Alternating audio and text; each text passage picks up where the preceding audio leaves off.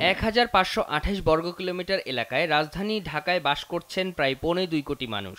প্রতি বছর প্রায় ৫ লাখ মানুষ চাকরি, ব্যবসা, শিক্ষা, চিকিৎসা সহ নানা কারণে ঢাকায় আসেন। এত বিপুল সংখ্যক মানুষের চাপ সামলে কিভাবে এ শহরকে বাসযোগ্য করে গড়ে তোলা যায়, তার জন্য ২০ বছরের ডিটেইল এরিয়া প্ল্যানের খসড়া প্রকাশ করেছে রাজধানীর উন্নয়ন কর্তৃপক্ষ রাজুক।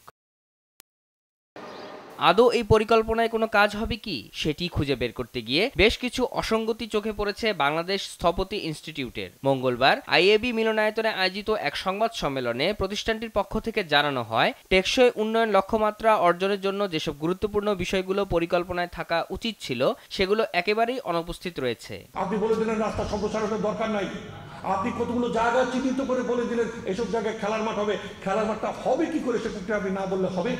কে দিবে জমি? সবার জন্য নিরাপদ শহর, এই বিষয়ে কিছুই বলা নেই ডকুমেন্ট। এটা একটা global document, Bangladesh government sign করেছে যে আমার শহরটা ভয়ভীতি ছাড়া নারী, পুরুষ, বয়োবৃদ্ধ সবাই যাতে এটা ব্যবহার করতে পারে।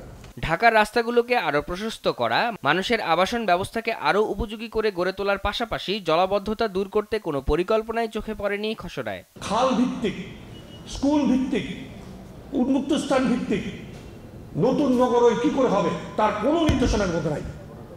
এটা শুভঙ্করের ফাঁকি। আমরা বিতর্ক করব উচ্চতা নিয়ে, আর ওদিকে আমার সমস্ত জমিগুলি যারা দখল করে বসে আছে সেই জমিগুলো কি হবে? যে খালগুলো মেরে, যে প্লাবনভূমি ধ্বংস করে ইতিমধ্যে প্লট করা হয়েছে, সেটা কিভাবে উদ্ধার হবে? সেগুলো যে ডকুমেন্টে নাই, সেটাই নগরের ডকুমেন্ট হতে পারে না। একটি স্বার্থান্বেষী মহলে স্বার্থ রক্ষার্থেই এই খসড়া তৈরি করা হয়েছে বলে সংবাদ সম্মেলনে অভিযোগ করা হয়। রাজুককে সংস্কার করতে হবে, তাকে ডেভেলপার গুলোকে যদি না সরেন। এই ডকুমেন্ট বানিয়েছে কনসালটেন্ট ছেড়তে কারা? তারা কি ধরনের সংস্থা? তারা আপনাকে বুঝতে হবে কারা তার তৈরি করছে, কাদের জন্য তৈরি করছে, কার স্বার্থে তৈরি করছে। সেই প্রশ্নগুলো যদি আমরা তুলতে না পারি, সকলে মিলে সেই প্রশ্নগুলো সুরাহা না করতে পারি, তাহলে আমরা এর অভিভাবকত্ব গ্রহণ করব কি করে? এই খসড়া অনুযায়ী কাজ করলে ঢাকা কখনোই বাসযোগ্য হবে না উল্লেখ করে বিশেষজ্ঞদের পাশাপাশি সাধারণ মানুষের মতামত গ্রহণ করতে রাজুকের প্রতি আহ্বান জানানো হয় সংবাদ সম্মেলনে। আজকে আপনি জলাধারের সংজ্ঞা বদলিয়ে দিলেন। জলাধারের সংজ্ঞা বদলানোর চেষ্টাটার মধ্যে স্থপতিরা ভবিষ্যৎ দেখতে পাচ্ছে।